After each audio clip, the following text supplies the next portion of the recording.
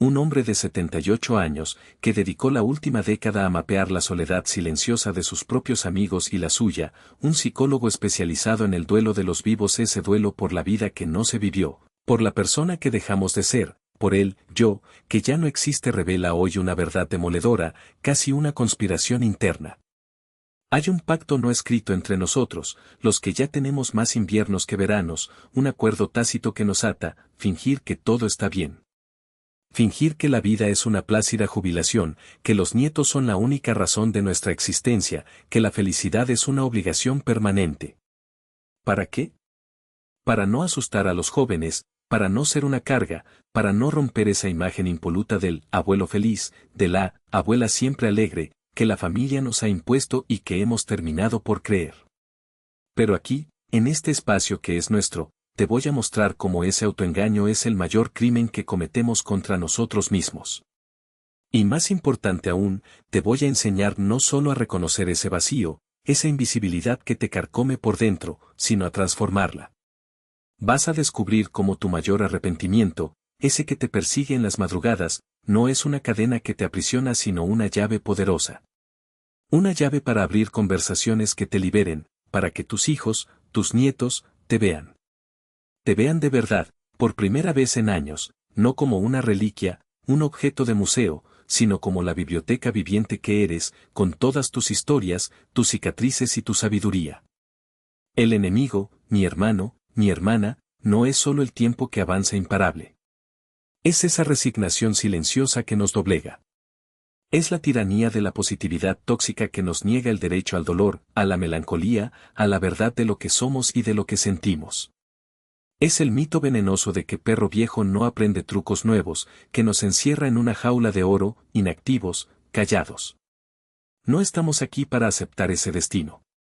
Estamos aquí para desmantelarlo pieza a pieza, con la convicción de que merecemos más. Porque yo, Ricardo, un simple caminante más en esta senda de la vida, me cansé de la farsa. Y quiero que tú también te canses. Mira. Cierra los ojos por un segundo. O no los cierres, porque ya lo has visto, ¿verdad?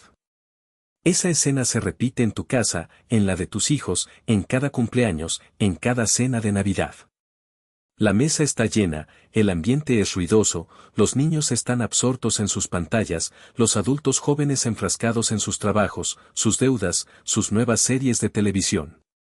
Hay ruido, hay risas, hay movimiento constante. Y tú estás ahí. Estás físicamente presente, claro.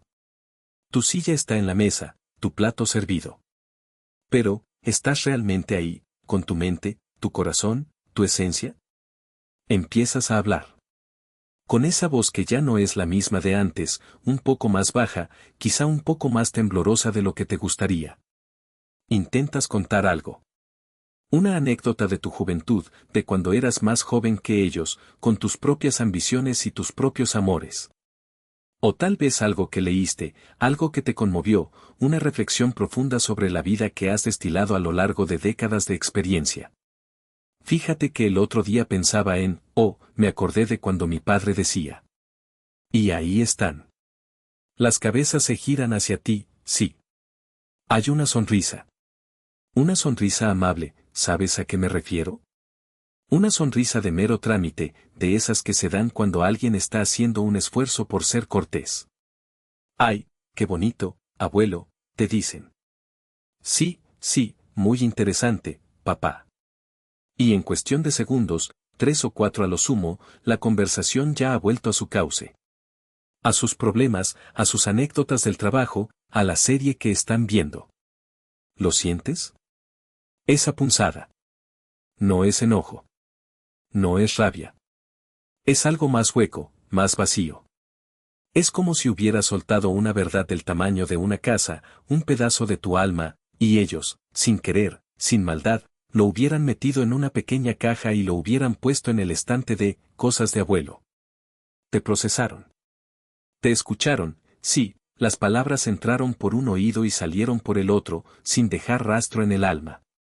Te das cuenta, en ese instante, de que eres una pieza más del mobiliario. Una pieza querida, sí. Una silla cómoda, un cuadro que lleva ahí toda la vida. pero un objeto al fin y al cabo. Parte del decorado. Inofensivo. Y la conversación sigue sin ti. La vida sigue sin ti, aunque estés justo en medio de ella. Te conviertes en el paisaje otra vez. Y entonces, ¿qué haces? Te callas. Bajas la mirada. Vuelves a tu plato, a tu comida, a tu silencio impuesto. Y el peso en el pecho se hace un poco más grande. Y esa historia, esa reflexión, ese pedazo de ti, se queda atrapado. Se queda atragantado. Y prometes que la próxima vez, simplemente no lo intentarás. Porque duele más el intento que la dolorosa ausencia. Pero la noche, mi amigo, mi hermana, es otro animal muy diferente. Cuando la casa se silencia del todo, cuando los ruidos del día se han apagado por completo, es cuando esos fantasmas del alma deciden salir a pasear. A las 5 de la mañana, o a las 3, o a la hora que sea, cuando el insomnio decide hacerte compañía una vez más. Te levantas. No quieres molestar a nadie, si es que hay alguien más durmiendo cerca. Caminas descalzo por el pasillo frío. La cocina, un vaso de agua. O el baño. La luz tenue. Y ahí está. El espejo. Esa superficie implacable que no miente. La cara que te devuelve es la tuya, claro. Cada arruga, cada mancha, cada surco, es una historia escrita con tinta invisible, grabada en lo más profundo de tu ser. Lo sabes. Cada una de ellas es un mapa de batallas ganadas, de lágrimas derramadas, de risas a carcajadas. Pero, ¿quién es esa persona? ¿Eres tú, realmente? Tocas tu mejilla con la yema de los dedos. Sientes la piel, la textura, los huesos debajo. Y la memoria física, esa traicionera, no te trae el recuerdo de tu piel envejecida. No. Te trae el tacto de otra piel, la de un amor perdido hace décadas, la suavidad de un beso que ya no existe, la promesa de una caricia. O el sol quemándote la cara en una carretera abierta, a los 30, con el viento en el pelo y el mundo entero por delante. Con la sensación de que todo era posible, de que la vida era una promesa infinita, un camino por recorrer. Y la pregunta que te asalta, con una ferocidad inesperada, no es, ¿quién soy? No. Esa ya está respondida, a medias. La pregunta que te perfora el alma es, ¿dónde está la persona que fui? ¿Dónde se fue ese joven, esa mujer con fuego en los ojos, con planes, con deseos no cumplidos, en qué momento se desdibujó? ¿En qué curva del camino la perdiste de vista, dejándola atrás? Busca su rastro en esos ojos cansados, en esa boca que ya no sonríe con la misma despreocupación. Pero no está. Se ha ido. Se ha esfumado. Y la única respuesta que recibes es el eco del silencio de la casa. Un silencio que grita que estás solo con esa pregunta. Con esa pérdida. Con ese duelo por la vida que fue y que ya no es. Por él, yo, que ya no existe. Y en esa soledad de la madrugada, te das cuenta de que no es la ausencia de personas lo que te duele, es la ausencia de conexión real con la persona que solía ser. Es la ausencia de esa esencia que, a veces, te parece tan lejana, casi inalcanzable. Y el espejo te devuelve una imagen que es familiar, sí, pero que te mira con una extraña distancia, como si fuera la foto de un álbum que ya no reconoces del todo. Y luego está el mundo exterior. Ese mundo que, a veces, parece diseñado para recordarte tu lugar, para empequeñecerte. Te doy otro ejemplo, uno que sé que te resultará familiar. La cita médica. Vas al consultorio. Llegas, te sientas, esperas tu turno con paciencia. Y cuando te llaman, pasas al mostrador de la recepción. Ahí está ella. Una chica joven, quizá recién salida de la universidad, con una sonrisa automática y una mirada que no te ve, que te atraviesa como si fueras de cristal, un ser transparente. Ella te mira, o más bien, mira por encima de ti, al ordenador. Y de pronto, levanta la vista. Y sube el volumen de su voz. Y ralentiza las palabras, como si estuviera hablando con un niño de 3 años o con alguien que acaba de aterrizar de otro planeta. Su. C-I. Ta. A. L-L-E. Ga. Do. Se. Ñor. Pa. Ra. El. Doc. Tor. MAR. ¿Qué es? ¿Lo oyes? Esa forma de trocear las sílabas. Esa cadencia que te infantiliza al instante, que te quita años de madurez en un segundo. Tú, que tienes 2 carreras, que criaste a 3 hijos, que tomaste decisiones empresariales que cambiaron la vida de cientos de personas. Tú, que navegaste tormentas económicas y familiares con la cabeza en alto. Tú, que sabes más de la vida que ella de todos sus libros de texto juntos. Y ahora te está hablando como si tuvieras problemas cognitivos, como si tu cerebro, tus oídos, tu capacidad de procesar el lenguaje, se hubieran desintegrado con los años, con la edad. Y lo peor, lo más hiriente, lo más humillante, es que la mayoría de las veces, ¿qué haces? Sonríes débilmente. Respondes con la voz que parece aún más pequeña de lo normal, incluso para ti. Sí, ya llegó, gracias. Oh, sí, aquí estoy. Y sientes como tu dignidad, esa que tanto te costó construir a lo largo de los años, recibe un golpe bajo. Un golpe certero, disfrazado de ayuda, de consideración, de paciencia. Una condescendencia envuelta en papel de regalo, pero una condescendencia al fin y al cabo. Y te vas a sentar, con esa sensación amarga en la boca, esa que sabe a derrota. De que no solo eres invisible, sino que te han encogido. Te han empequeñecido. Te han quitado el volumen a tu propia existencia. Y miras a tu alrededor y ves a otros mayores. ¿Están sintiendo lo mismo? Probablemente sí. Pero nadie dice nada. Porque el pacto social dice que hay que sonreír. Que hay que ser agradecido. Que no hay que dar problemas. Y así, un día más, aceptas ese trato. Aceptas ser el anciano que necesita que le hablen despacio. Aceptas ser el que no entiende. Aceptas ser el que ya no importa lo suficiente como para que le hablen como a un adulto, como a un igual. Y ese es el silencio más ruidoso de todos. ¿Ves? No estás solo. Estas escenas, estas punzadas, este silencio que te asfixia. Son el pan de cada día para demasiados de nosotros. ¿Y quién es el culpable de todo esto?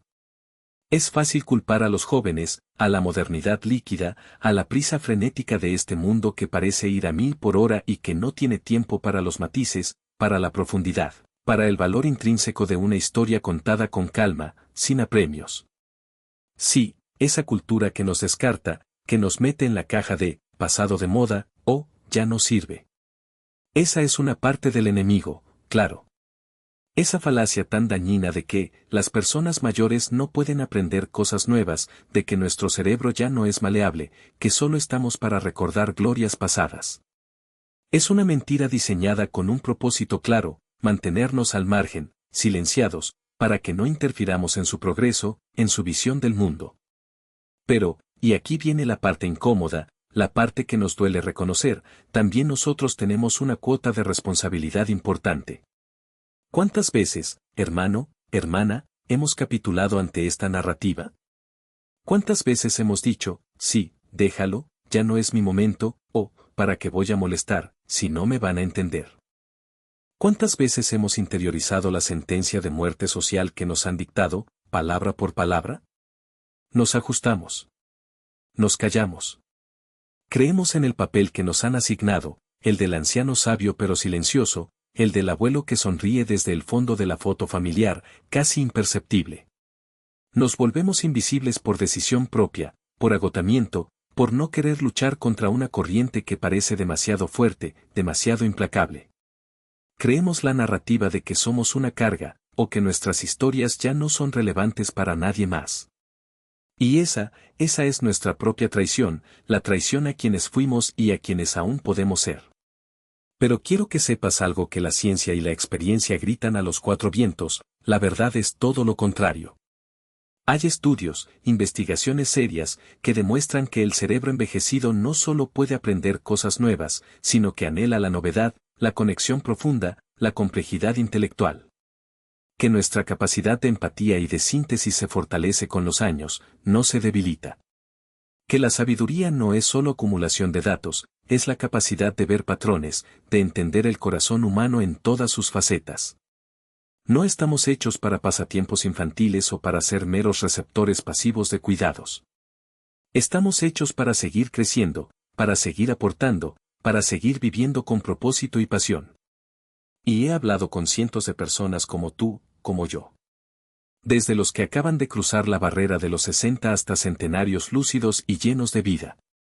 Y te aseguro que sus mayores lamentos, sus mayores pesares, no tienen que ver con el dinero que no ganaron, ni con las posesiones materiales que no tuvieron. No. Tienen que ver con el amor no expresado, con ese, te quiero, que se quedó en la garganta y nunca salió. Con esa aventura que no se atrevieron a vivir, con ese viaje que pospusieron. Con esas palabras de perdón o de verdad que nunca pronunciaron a tiempo.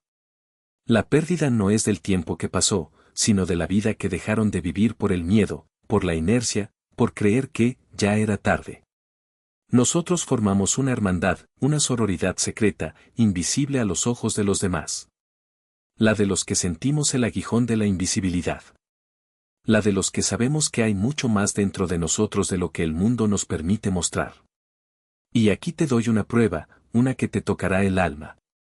Ion, un buen amigo mío, de 82 años, después de probar una técnica muy simple que le enseñé para volver a contar sus historias, con la cadencia y el propósito adecuados, me dijo algo que me rompió el alma: Ricardo, fue la primera vez, después de que mi esposa murió, que sentí que aún tenía algo que decir que valiera la pena ser escuchado. ¿Lo captas? No solo ser escuchado, sino que valiera la pena ser escuchado. Ese es el anhelo más profundo. Esa es la chispa que aún vive dentro de nosotros, esperando ser avivada. Permíteme presentarme formalmente, aunque siento que ya nos conocemos, que hemos compartido el mismo aire y las mismas batallas silenciosas. Me llamo Ricardo. Y no soy ningún gurú joven, ni un experto de laboratorio que ha estudiado el fenómeno de la vejez desde una torre de cristal, ajeno a la realidad. No. Soy uno de ustedes. Un compañero de camino, un observador cansado que, un día, decidió que ya no podía seguir observando en silencio como la vida se le escapaba entre los dedos.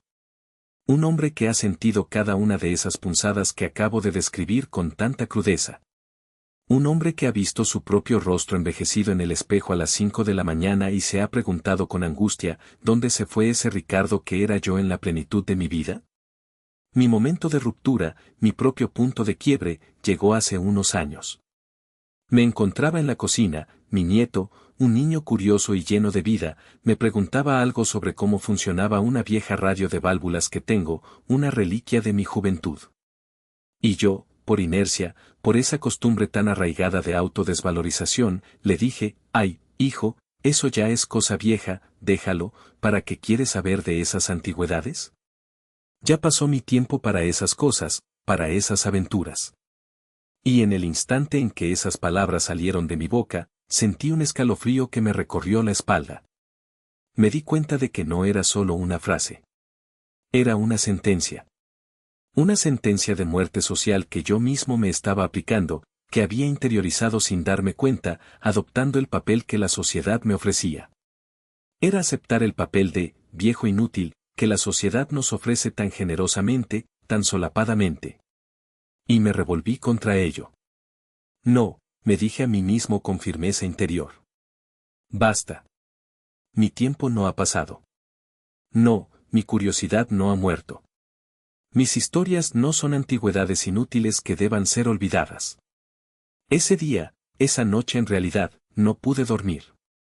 Y en lugar de resignarme a la derrota, decidí hacer algo diferente, algo radicalmente distinto a lo acostumbrado. Agarré una libreta vieja, de esas que guardamos por nostalgia y por el peso de los recuerdos.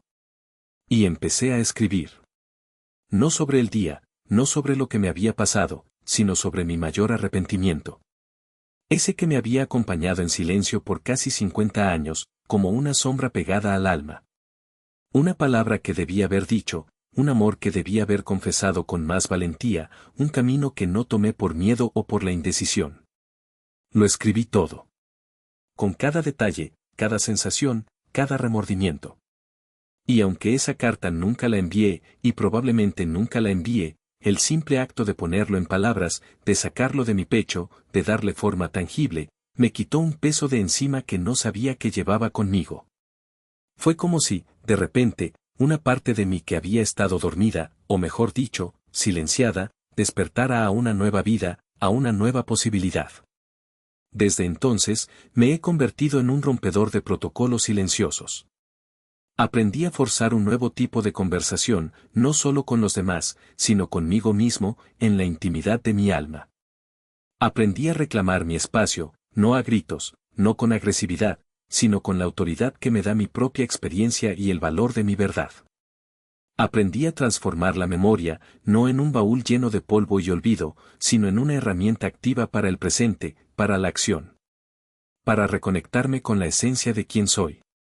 Para que mi vida no sea solo un recuerdo difuso, sino una historia viva que aún se está escribiendo, con cada amanecer. Y quiero enseñarte, paso a paso, cómo tú también puedes hacerlo. Cómo puedes recuperar no solo tu voz, sino tu lugar en el mundo, tu esencia más profunda. Cómo puedes volver a ser visto y oído, no como el abuelo o la abuela que la sociedad nos impone, sino por tu nombre. Por la persona compleja, rica en experiencias, que eres, con toda tu luz y tus sombras. Esto no es solo una charla. Esto es el inicio de un camino. Un camino de recuperación, de una rebeldía necesaria y urgente. Porque la invisibilidad no es un destino inevitable. Es una jaula que podemos abrir, una celda que podemos derribar con nuestras propias manos. Y sé lo que estás pensando justo ahora. Ricardo, todo esto suena muy bien, muy inspirador, pero ¿cómo lo hago? ¿Cómo salgo de este laberinto de silencio y resignación que me atrapa cada día? Pues bien, escucha atentamente. Porque justo ahora, en el siguiente paso, voy a revelarte algo que puedes empezar a aplicar hoy mismo. Algo sencillo, aparentemente insignificante, pero profundamente transformador. Te voy a compartir el ejercicio de 2 minutos que hago cada mañana al despertar. Un ejercicio que me permite levantarme, no con la sensación opresiva de que mi vida ya terminó, de que ya no hay nada que esperar, sino con la certeza inquebrantable de que aún tengo mucho que vivir, mucho que dar, mucho que descubrir. Es un pequeño acto de subversión contra la inercia, contra la idea venenosa de que nuestro tiempo se acabó y que ya no somos relevantes. Es una herramienta poderosa que te ayudará a reclamar tu propia narrativa, a sentir que cada nuevo amanecer es una oportunidad vibrante, no un simple recordatorio del tiempo que pasa y que se agota. Es una forma sutil, pero potente, de empezar a derribar las paredes de ese silencio que te rodea, de esa soledad impuesta. Es el primer paso concreto y tangible para dejar de ser una reliquia silenciosa y volver a ser una fuerza viva, activa, presente en el mundo. Para que ese fuego interior que creías apagado, ese que creías extinto, vuelva a arder con más fuerza que nunca. Prepárate, porque lo que viene no es una teoría abstracta. Es una llave. Una llave que está en tu mano, en tu poder. Y solo tú puedes girarla. Y créeme, una vez que la giras, el mundo, y tú mismo, ya no se ven igual. Pero esa llave, mi querido amigo, mi querida hermana, te abre la puerta a una verdad que es tan incómoda como liberadora. Una verdad que, hasta ahora, el mundo ha conspirado para que no veas, para que no comprendas en toda su devastadora magnitud. No es tu edad el problema. No es que te hayas vuelto aburrido, irrelevante o que tu mente se haya embotado. Es una trampa. Es un sistema invisible, silencioso, pero brutalmente efectivo, que opera a diario en tu contra. Es lo que yo llamo la arquitectura de la invisibilidad geriátrica. Es el guión silencioso de la redundancia social que te empuja suavemente, casi con cariño, hacia los márgenes de tu propia vida. Y créeme, no es por maldad intencionada de tus seres queridos. Es la consecuencia predecible de un entorno social infectado por el veneno del edadismo benevolente. Ese que, con una sonrisa amable, te despoja de tu voz, de tu autonomía, de tu propósito. Ahora, ve la maquinaria social en acción. Lo que vives no son incidentes aislados, son microdescartes, microdismissals, la muerte por 1000 pequeños cortes amables.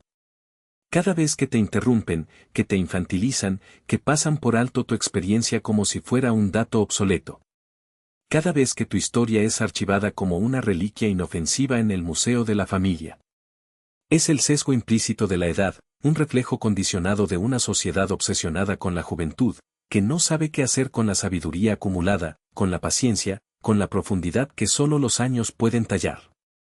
Lo que te está pasando es un abandono emocional, una epidemia silenciosa, donde tu necesidad de conexión profunda y de ser valorado es sistemáticamente ignorada, no por crueldad, sino por pura ceguera cultural. Es un gaslighting narrativo sistémico, donde la cómoda ficción de que el abuelo está feliz en su sillón reemplaza tu compleja y a menudo dolorosa realidad, haciendo que te preguntes si lo que sientes es siquiera real, o si eres tú el equivocado por no disfrutar de la jubilación. Démosle nombre a estas amenazas sociales que te roban la paz. Tenemos, por un lado, la permisión silenciosa del descuido familiar. Ese acuerdo tácito donde la familia te ama, te cuida en lo básico, pero no te ve, no te escucha de verdad. Te mantienen cerca, sí, pero siempre a la distancia de un abuelo o abuela, nunca como la persona multifacética que fuiste y sigues siendo.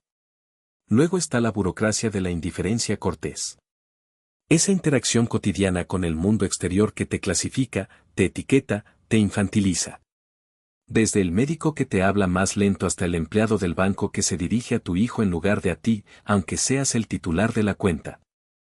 Son los pequeños rituales de la sociedad que te dicen, sin decirlo, que tu opinión ya no tiene el mismo peso, que tu presencia es más un trámite que una aportación. Y finalmente, el mito del jubilado plácido. Esa imagen impoluta que la sociedad te exige mantener, siempre sonriente, siempre de buen humor, siempre disfrutando de la vida mientras esperas el final. Este mito te prohíbe el derecho a la melancolía, al dolor, a la verdad de tus propias luchas y arrepentimientos, porque romper esa imagen perfecta es ser una carga o un aguafiestas. Estas no son fantasías, son los cimientos de tu invisibilidad. Ahora, ¿cuáles son las soluciones que te han ofrecido una y otra vez? Esas frases hechas, esos consejos bien intencionados que, en el fondo, son un arma de doble filo que profundiza tu aislamiento. Escucha bien, porque esto es crucial. La primera es, solo mantente ocupado o busca un hobby. Te dicen que te apuntes a clases de pintura, que hagas crucigramas, que te metas a un club de lectura. Y sí, ¿sabes qué? Esas cosas pueden distraer, pueden llenar unas horas del día. Pero esto, mi hermano, mi hermana, es gestión del dolor emocional con tiritas. Es bajarle el volumen al grito de tu alma por un sentido, por un propósito, mientras el cáncer de la insignificancia sigue creciendo por dentro. Un hobby llena el tiempo, sí, te da una ocupación, pero no llena el vacío donde antes residía tu propósito, donde estaba tu rol activo en el mundo, tu capacidad de impactar, de ser esencial. ¿Acaso te piden que pintes tu vida, que resuelvas el crucigrama de tu existencia, que leas sobre otros pero no escribas tu propia historia? No. Solo te ofrecen un placebo. Luego, está la perversa recomendación de es solo envejecer, sé positivo. Te dicen que no te quejes, que mires el lado bueno, que tienes salud o tienes a tus nietos. Y la presión para sonreír, para mostrarte siempre contento, es abrumadora. Pero la positividad tóxica es violencia espiritual contra los mayores. Te agota, te obliga a dibujar una sonrisa en un rostro mientras una parte de ti grita que esto no es vivir, que esto es esperar. Te niega el derecho a la pena, al duelo, a la frustración, a la rabia. La verdadera paz, la que realmente te calma el alma, no viene de pintar de rosa la verdad, sino de confrontarla de frente, de aceptarla con todos sus matices, incluyendo el dolor y la melancolía. La paz llega cuando te permites sentir lo que sientes, no cuando te obligan a fingir que todo está bien. ¿Y qué me dices de la solución más extendida, la más romántica, y a menudo la más dolorosa? Apóyate en tu familia. Te invitan a comer, te hacen un sitio en el sofá, te incluyen en las fotos. Parecen preocuparse. Pero esta, a menudo, es una receta para la dependencia resentida. Puede que te dé compañía, sí, pero a cambio de cortar los últimos hilos de tu autonomía y tu dignidad. Te convierte en un invitado en la vida que tú construiste, en la casa donde antes eras el anfitrión, en el centro de tu propia narrativa. El amor no debería sentirse como caridad, como una obligación impuesta por el parentesco. Debería ser un intercambio genuino, una conexión de igual a igual, donde tu voz tiene el mismo peso que la de cualquier otro. Cuando tu papel se reduce a el abuelo que vive con nosotros o la abuela a la que tenemos que llevar, la soledad puede ser más profunda que si viviera solo, porque estás solo en compañía. Y la más insidiosa de todas, solo acéptalo o es lo que hay.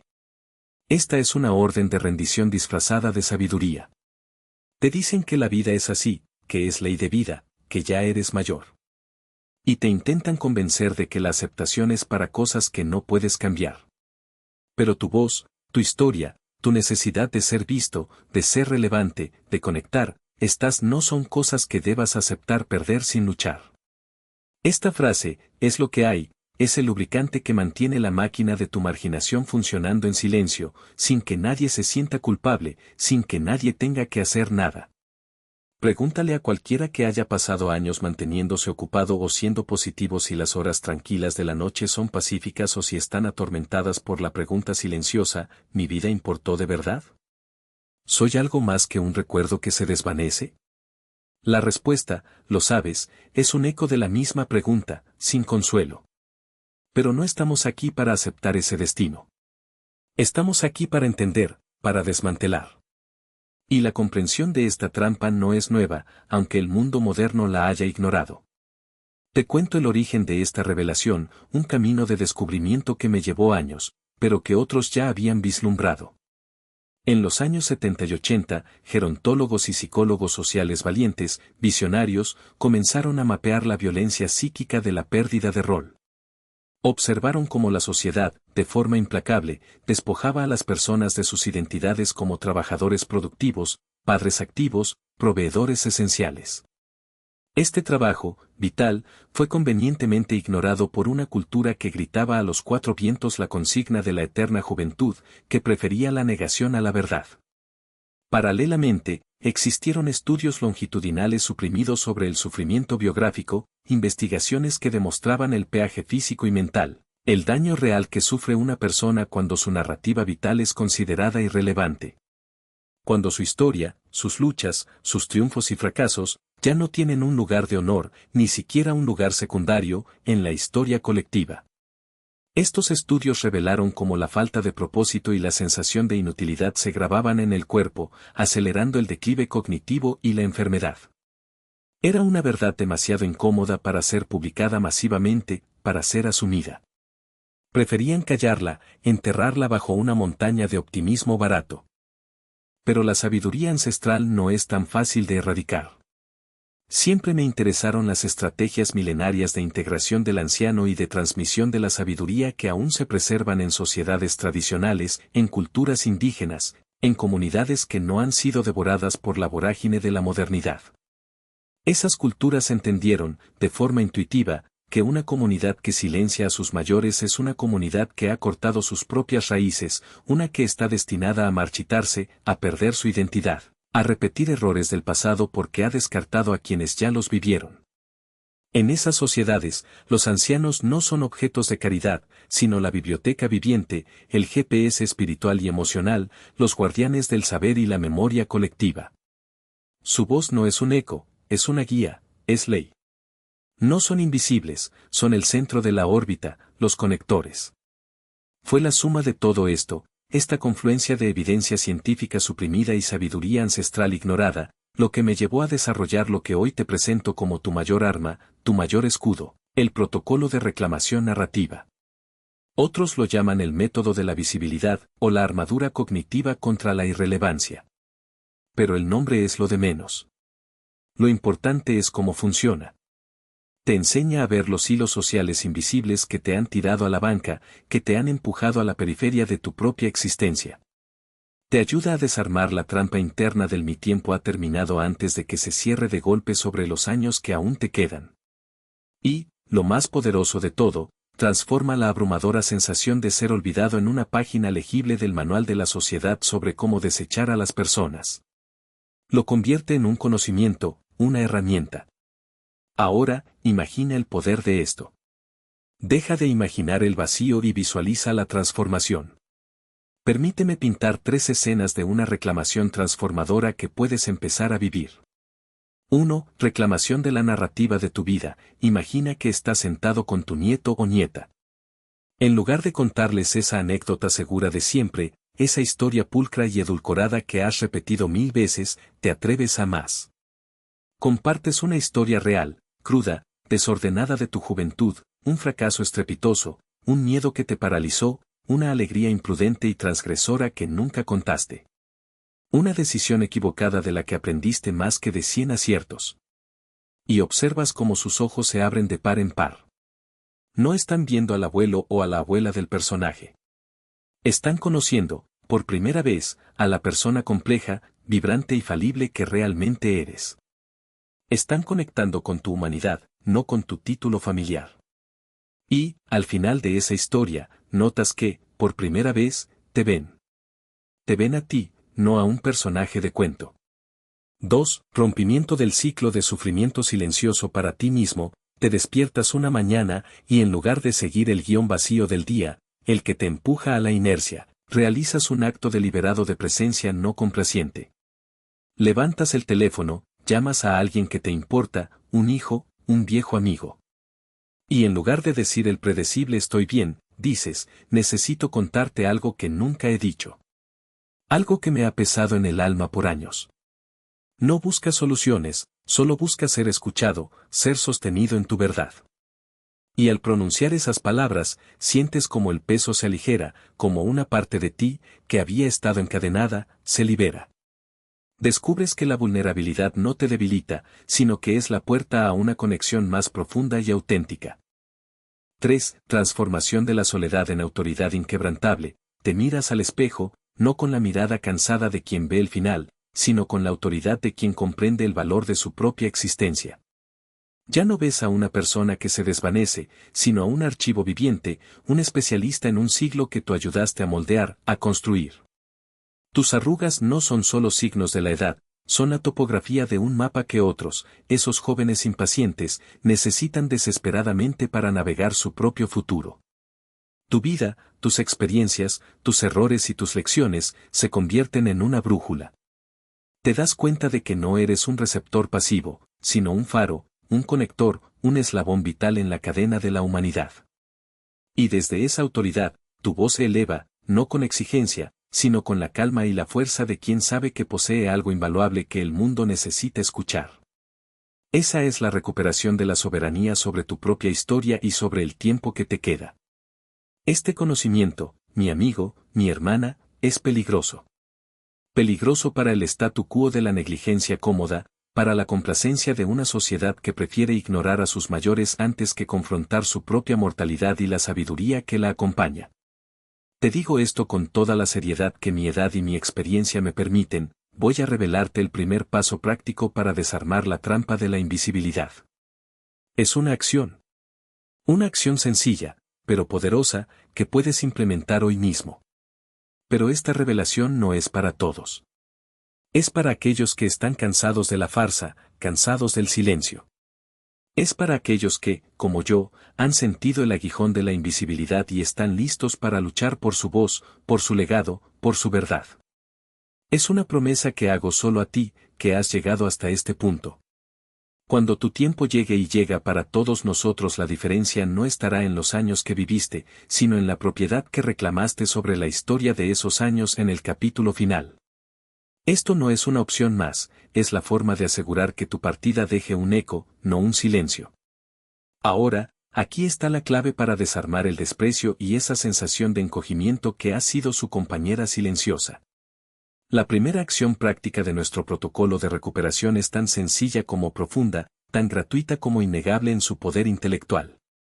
Lo llamamos el ejercicio de reclamación narrativa. Quiero que, durante una semana, lleve consigo una pequeña libreta. No tiene que ser elegante, una libreta de bolsillo, un cuaderno de espiral humilde, lo que tenga a mano. Y cada vez que sienta esa familiar contracción, ese encogimiento interno cuando su historia es interrumpida, cuando se le habla con un tono condescendiente, Cuando la conversación se desliza más allá de usted como si fuera transparente, no se lo trague.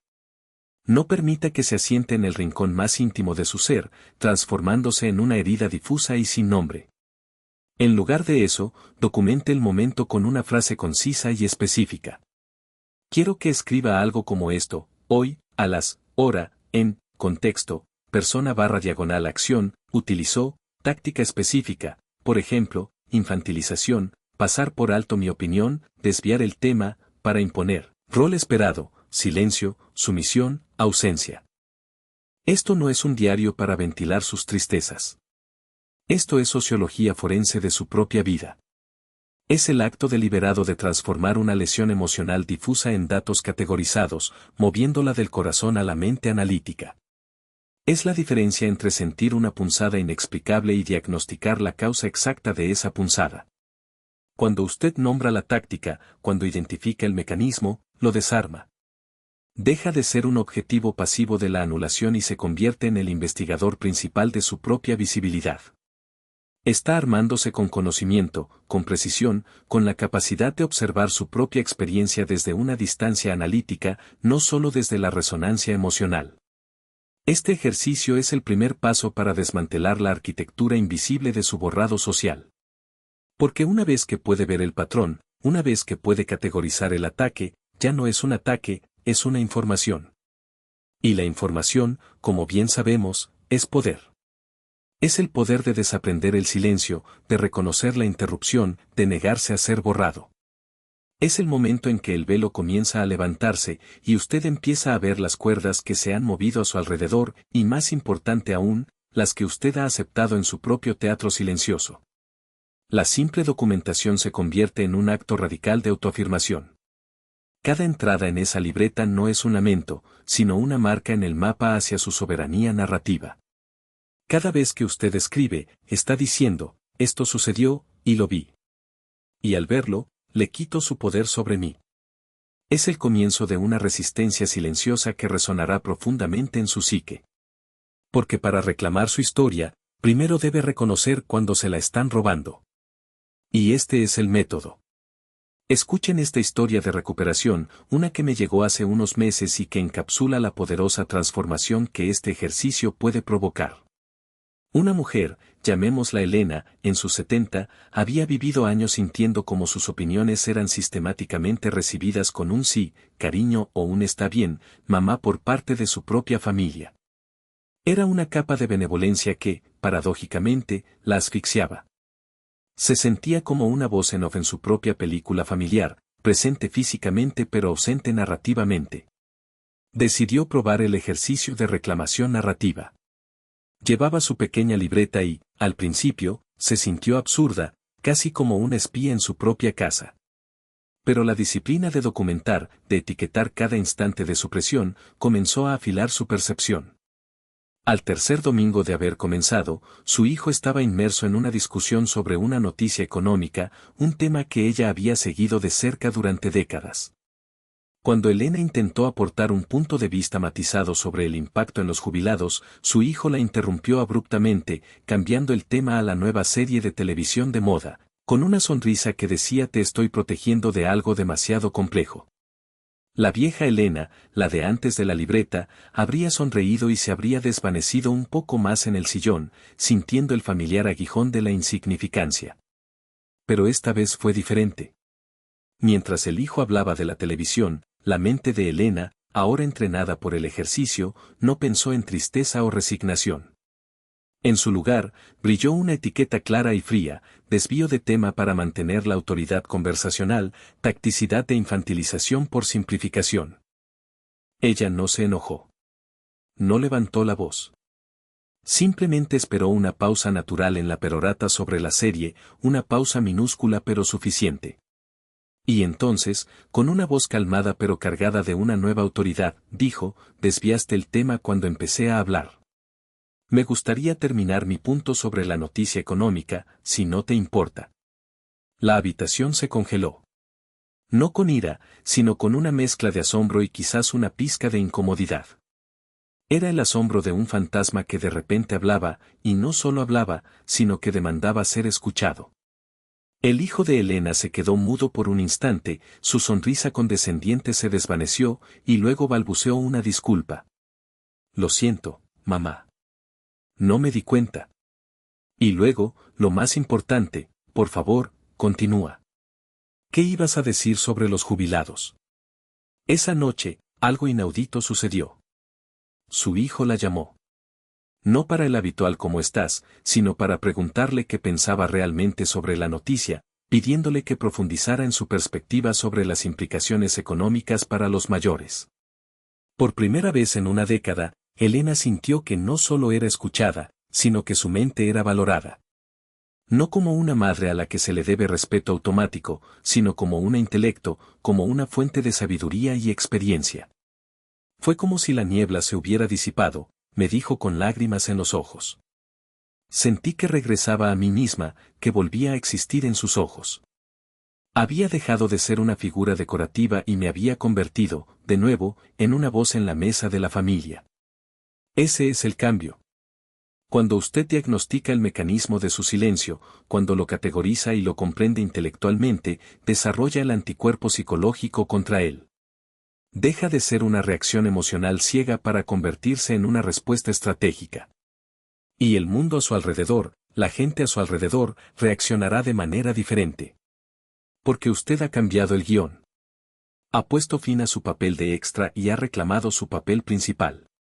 Esta no es una batalla, es una reconfiguración. Es un susurro firme que restablece su presencia, su valor, su narrativa. Y créanme, ese susurro puede ser más ruidoso que cualquier grito, porque viene de un lugar de auténtica, inquebrantable autoridad. La autoridad de quien se sabe observada, analizada y, finalmente, liberada. No se trata de confrontar con rabia, sino de restablecer los límites con la claridad de quien ha documentado la infracción.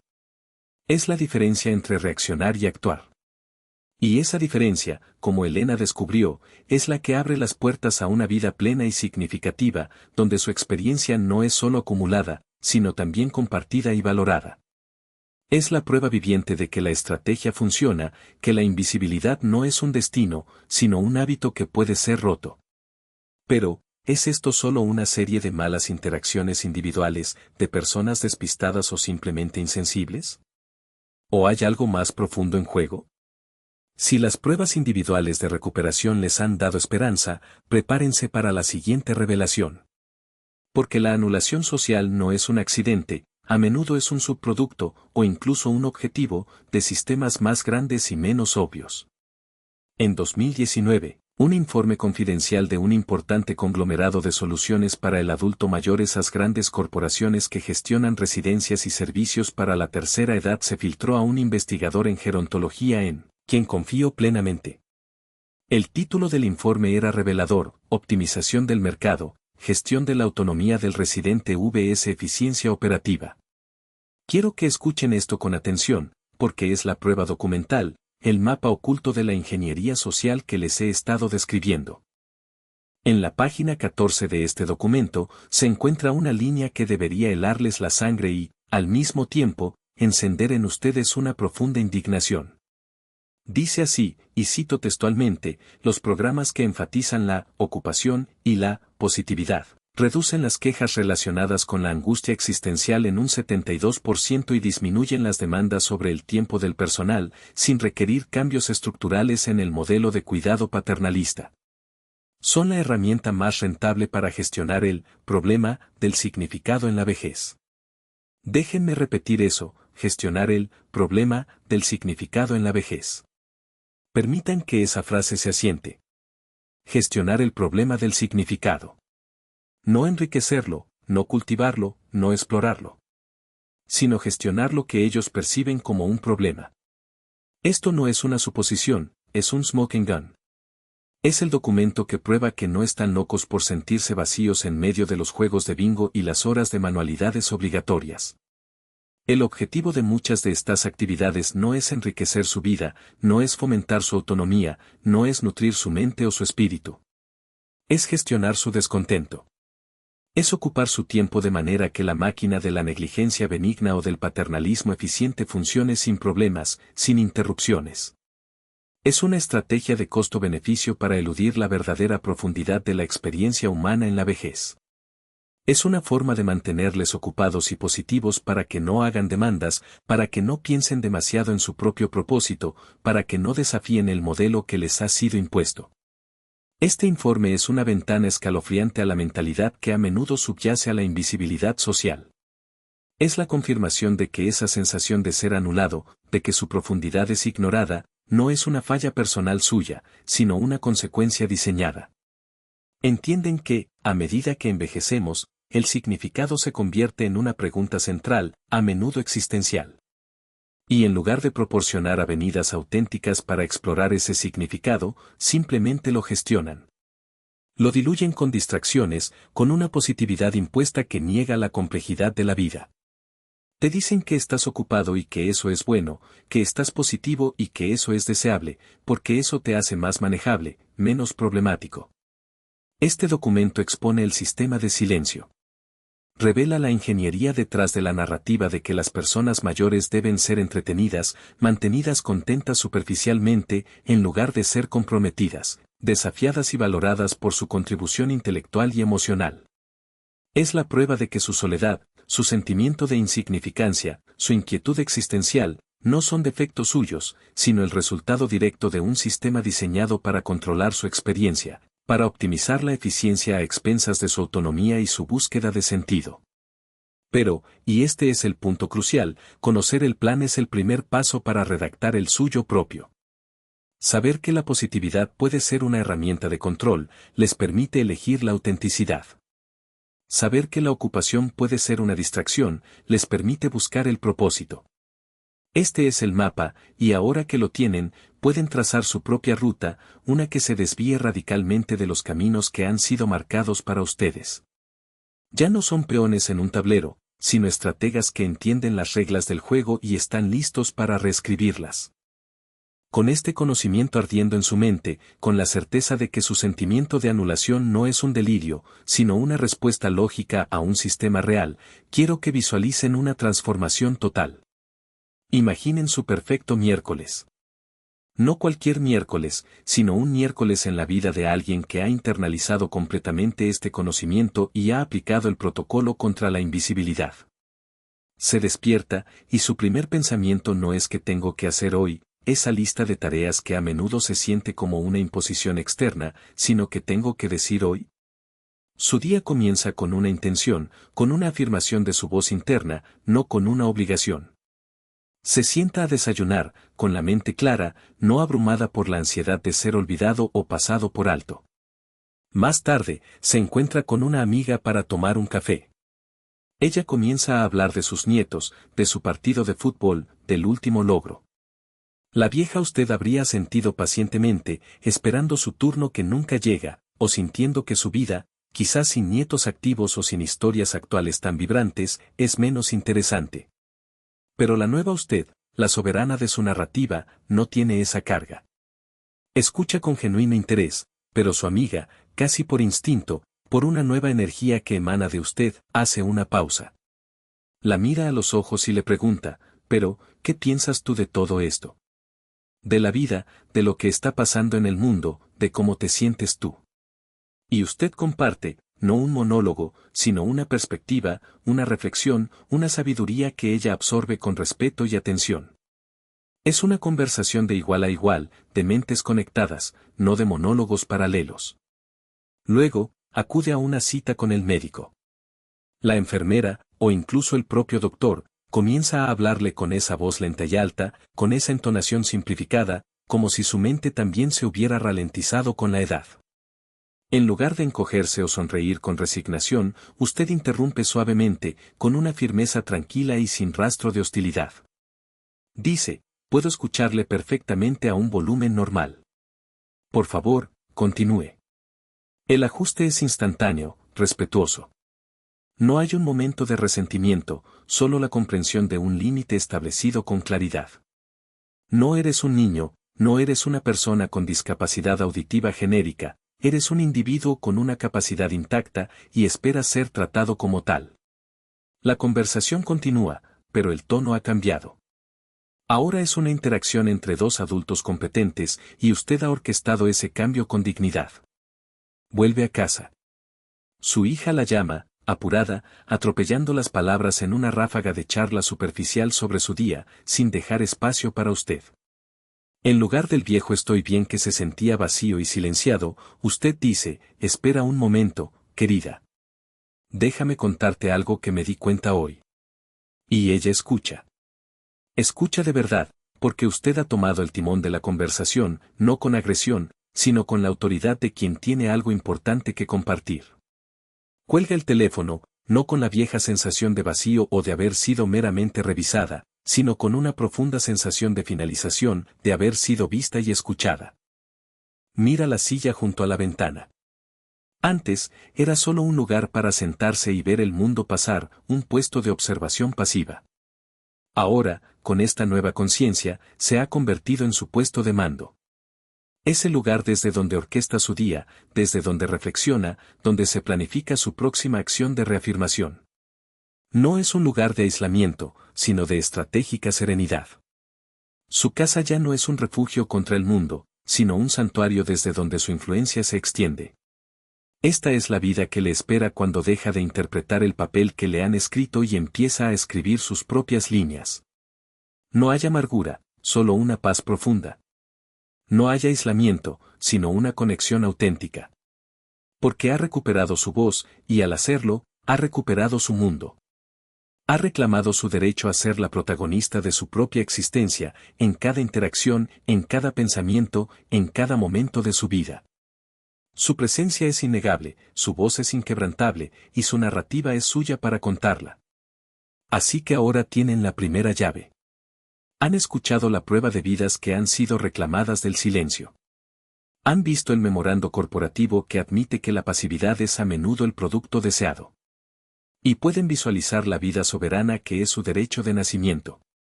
Esto significa que están listos. Listos para la arquitectura completa.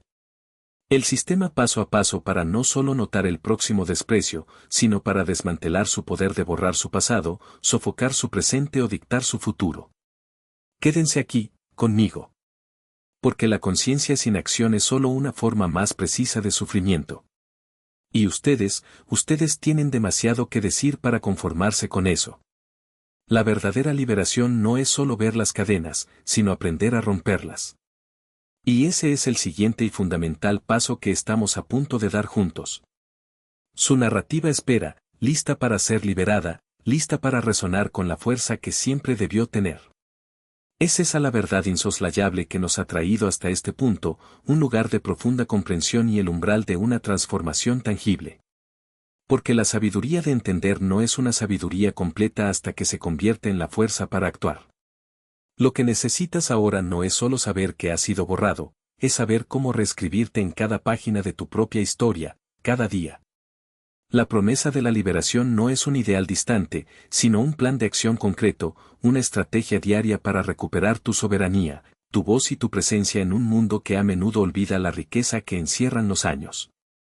Es por ello que hoy te presento el protocolo completo de reclamación, una guía paso a paso, diseñada con la delicadeza que mereces y la fuerza que posees. Este protocolo no exige más energía de la que ya tienes, sino que te enseña a redirigirla, a convertir la energía que antes se gastaba en encogerse en la energía para expandirse.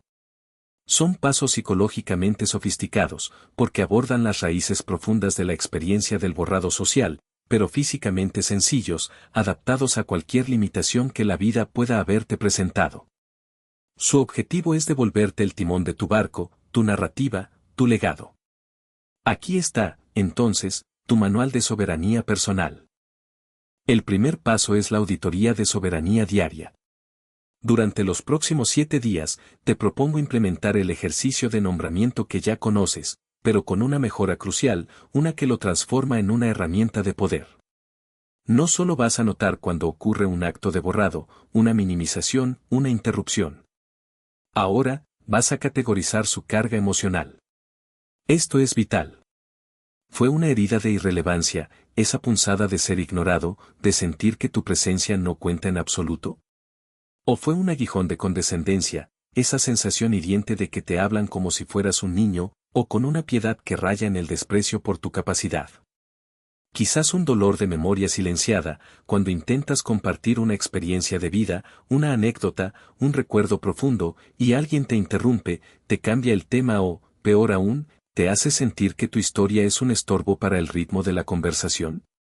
Al final de cada día, vas a dar a cada uno de estos incidentes una puntuación del 1 al 5, evaluando cuánto atenuó tu luz, cuánto impacto tuvo en tu ánimo, en tu sensación de valía. Este ejercicio no es para que te regodees en el dolor, no es para victimizarte. Lejos de ello. Esto es convertir tu dolor, tus pequeñas y grandes frustraciones invisibles, en un mapa. Eres el cartógrafo de tu propio paisaje emocional. Y un mapa, mi amigo, mi amiga, te otorga poder sobre el territorio. Te permite ver patrones, identificar los puntos ciegos, comprender dónde y cómo se infiltra la narrativa externa en tu mundo interior. Es un acto de profunda autoobservación, una disciplina de la conciencia que te posiciona como el observador, no la víctima, de las interacciones sociales. Este paso, la auditoría de soberanía diaria, restaura tu control cognitivo. La vega niebla de sentirse mal es una prisión sin paredes. Al nombrar y categorizar, transformas esa niebla en datos específicos, en puntos de referencia claros. Esto combate directamente la indefensión aprendida, el sentimiento de que así son las cosas y no hay nada que puedas hacer. Cuando puedes identificar qué te afecta y cómo, ya no eres un barco a la deriva, sino un navegante con brújula. Te empodera a entender que no son incidentes aislados, sino un patrón de comportamiento social que puedes aprender a navegar e incluso a modificar. Al cuantificar el impacto, esa puntuación del 1 al 5, le das voz a la magnitud de tu experiencia interna, validándola y dándole el peso que merece. Es el primer paso para afirmar que lo que sientes importa, que lo que te sucede tiene un impacto real, y que ese impacto no es trivial. Es el acto fundacional para la construcción de tu legado, porque al entenderte a ti mismo, construyes la base para que otros te entiendan y valoren. El segundo paso es el ritual de reclamación de 60 segundos. Una vez que has nombrado y puntuado la experiencia de borrado, vas a realizar un breve, pero increíblemente potente, ritual mental. Es tu momento sagrado de restauración. Cierra los ojos. Respira profundamente, llevando el aire hasta el fondo de tus pulmones, sintiendo cómo se expande tu abdomen. Y mientras inhalas, en tu mente, con la convicción más profunda que puedas reunir, di, te veo, nombra el sentimiento, la herida de irrelevancia, el aguijón de condescendencia, el dolor de memoria silenciada. Eres un visitante, no un residente. Has venido de fuera, de un mundo que olvida. Tú no defines mi hogar. Imagina esa sensación, no como parte de ti, sino como una neblina que ha intentado posarse sobre tu espíritu.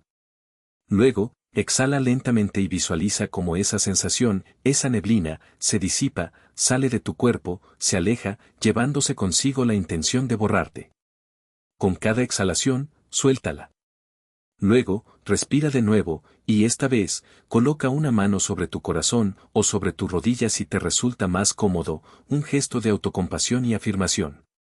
Y susurra, o simplemente piensa con toda la fuerza de tu ser, una cosa verdadera sobre ti mismo que ese momento de borrado intentó anular. Puede ser, soy una maestra que iluminó muchas mentes. Construyo un hogar con mis propias manos y mi propio amor.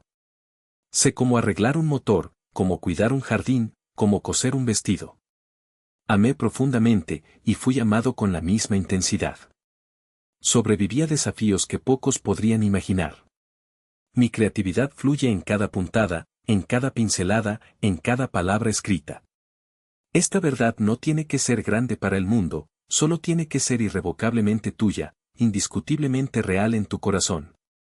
Este ritual, mi querida alma, es tu escoba psíquica.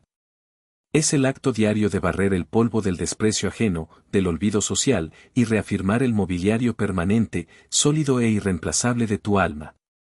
Es un acto de resistencia íntima, una micro-revolución en tu interior. El ritual de reclamación de 60 segundos es tu higiene emocional para el alma. Envejece la piel, no el espíritu. Pero el espíritu necesita cuidado, necesita limpieza. Este ritual crea un espacio sagrado y privado, un santuario interior donde la narrativa del mundo sobre el envejecimiento que a menudo te reduce a una categoría, a una estadística, a un recuerdo es reemplazada por tu propia verdad inquebrantable. Repara directamente tu autoestima. Cada vez que nombras esa verdad sobre ti, estás reforzando los cimientos de tu valía, recordándote que eres más que un cuerpo que envejece, eres una historia viva, una acumulación de experiencias, habilidades y amores que nadie puede quitarte. Es una forma activa de reconectar con tu autonomía al decidir lo que permanece en tu espacio interior y lo que se desecha. Es un recordatorio de que tu legado no depende de la aprobación externa, sino de la verdad interna que posees. Este ritual te devuelve la conexión contigo mismo, una conexión que a menudo se ve erosionada cuando la sociedad te empuja a la periferia. Te ayuda a recordar quién eres cuando el mundo parece olvidarlo, y en ese recuerdo, reside una fuerza inmensurable. El tercer paso es el microguión de presencia. Este es tu arsenal práctico para el próximo encuentro, tu armadura sutil pero inquebrantable. Vas a preparar una frase sencilla, amable, pero inquebrantable para cada categoría de borrado que identificaste en el paso 1. Estas no son frases para iniciar una discusión o un conflicto, sino para plantar suavemente tu bandera, para construir un puente hacia tu presencia. Para la herida de irrelevancia, cuando sientes que te están pasando por alto en una conversación o decisión, tu guión es, me gustaría añadir algo a eso, si me permiten. O quizás, hay un punto que creo que es importante considerar aquí. Es una invitación, no una imposición, que abre una puerta. Para el aguijón de condescendencia, cuando alguien te habla con un tono paternalista o minimiza tu capacidad, tu frase es, agradezco tu ayuda, pero tengo esto bajo control. O, gracias por tu preocupación, pero me siento perfectamente capaz de manejarlo. Estas frases son una declaración de competencia, una afirmación de tu autonomía sin confrontación directa. Y para el dolor de memoria silenciada, cuando tu historia es interrumpida o desestimada, tu frase es simplemente el inicio de tu propia narración, eso me recuerda una vez. Y simplemente comienzas a hablar, con calma, con la voz tranquila y firme de alguien que tiene algo valioso que compartir. Eso me recuerda una vez que tuvimos un problema similar en los años 60, y lo resolvimos de esta manera. No pides permiso para tu historia. La ofreces. No estás empezando una pelea. Estás tendiendo un tablón de tu propia presencia en el flujo conversacional. Estás enseñando a la gente, a través de la acción y la gracia, a cómo interactuar contigo, cómo respetarte, cómo valorarte. Estás reeducando el espacio social a tu alrededor, un micro momento a la vez. El microguión de presencia es tu resocialización en tus propios términos. Con el tiempo, el aislamiento y el borrado social pueden atrofiar el músculo de la interacción social, haciéndote dudar de tu propia capacidad para participar. Este paso reconstruye ese músculo. Te permite reconectar desde un lugar de fortaleza, no de necesidad. Al tener estas frases preparadas, reduces la ansiedad del momento, te sientes equipado, y la acción de hablar se vuelve menos abrumadora. Recuperas el sentido de conexión al participar activamente, al permitir que tu voz sea escuchada y tu perspectiva considerada. Es un acto de reafirmación de tu autonomía, demostrando que puedes influir en las dinámicas sociales a tu alrededor. Y es una contribución directa a tu legado, porque cada vez que compartes tu sabiduría, tu experiencia, tu perspectiva, estás dejando una huella indeleble, estás tejiendo tu historia en el tapiz de la conversación colectiva. No se trata de dominar, sino de equilibrar, de asegurar que tu hilo no sea invisible. Este protocolo no es una teoría, es una práctica viva. Y lo más hermoso de todo es que puedes comenzar con el primer paso, la auditoría de soberanía diaria, en la tranquilidad que sigue a la finalización de este video. No hay necesidad de esperar, de posponer tu propia liberación. Te pregunto, con la mayor compasión y urgencia, ¿para qué estás reservando tu energía? ¿Para otra temporada de encogimiento educado, de reducción silenciosa, de dejar que tu luz se atenúe para no incomodar? Este protocolo no se trata de hacer ruido porque sí, o de buscar confrontación. Se trata de hacer que tu presencia sea deliberada, consciente, y por lo tanto, innegable. La paradoja es que este protocolo no te exige más energía, de hecho, te devuelve energía al detener el drenaje constante y sutil de la aceptación silenciosa del borrado. Cada vez que afirmas tu verdad, aunque sea en un susurro interior, recuperas una parte de ti que creías perdida, y esa recuperación es una fuente de vitalidad inagotable. Hemos llegado al final de este viaje, pero también al comienzo de uno nuevo y glorioso para ti. Este no es un adiós, sino un umbral. Hemos recorrido el camino desde la invisibilidad hasta la soberanía, desde el borrado hasta la autorreclamación. La paz que se encuentra en este punto no es una paz pasiva, sino una paz forjada en el acero de la autoconciencia y la acción intencional. Es la paz de saber que, no importa lo que el mundo externo intente, tu narrativa, tu esencia, tu luz, son tuyas para custodiar y para encender con más fuerza que nunca.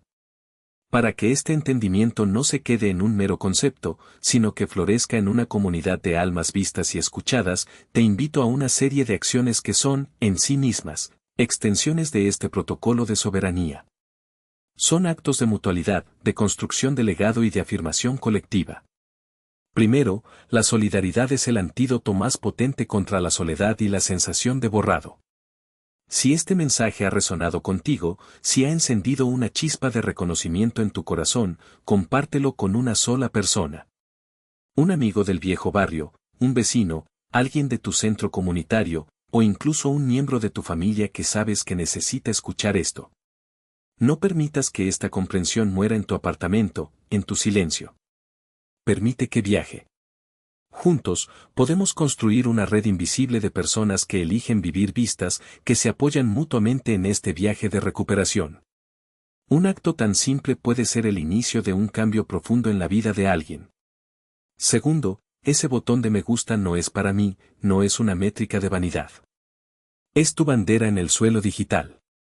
Al pulsarlo, estás diciendo, estuve aquí. Estoy aquí. Mi atención importa. Le estás diciendo al algoritmo que las historias para y sobre nosotros, las experiencias de quienes han vivido y amado y sobrevivido, tienen valor. Siéntete libre de plantar tu bandera, de afirmar tu presencia en este espacio. Tercero, este es el lugar donde hacemos que todo esto sea real. Comenta mi historia importa abajo. Solo eso. Deja que esas 3 palabras sean tu declaración, tu manifiesto. Vamos a crear un rollo de afirmación, un muro de luz, que cualquier persona que se sienta invisible pueda leer y sentirse menos sola, menos aislada. Tus palabras aquí se convertirán en parte del salvavidas de otra persona. Y no dudes en hacer tus preguntas, en compartir tus reflexiones. Esta es nuestra conversación ahora, y cada voz en ella la enriquece. Y cuarto, guarda este video. Márcalo. Es tu guía de campo para seguir siendo una persona completa en un mundo que a veces intenta convertirte en un concepto, en un estereotipo, en una sombra. Cuando el silencio se sienta demasiado fuerte, cuando el borrado se insinúe de nuevo, vuelve aquí. Vuelve a reproducir el paso 2, el ritual de reclamación. Deja que mi voz te recuerde la tuya, deja que estas palabras te anclen en tu propia verdad. La elección final no es entre la actividad frenética y la pasividad resignada. Es una elección mucho más profunda, es entre la curación y el abandono. Eres el curador, la curadora, de tu exhibición final, la exhibición más magnífica de todas, la exhibición de tu propia vida. ¿Dejarás que otros escriban los carteles que te explican, que te resumen, que te definen? ¿O tomarás la pluma y los escribirás tú mismo, con la riqueza, la complejidad y la verdad de tu propia existencia? Este protocolo es tu pluma. Has vivido demasiado, has amado con demasiada intensidad, has sobrevivido durante demasiado tiempo para convertirte en un fantasma en tu propia vida. Toma la pluma. Escribe una frase verdadera hoy. Luego, escribe otra mañana. Así es como reclamamos no solo nuestras historias, sino nuestras almas mismas. Ahora, ve y sé, gloriosa e impenitentemente, aquí.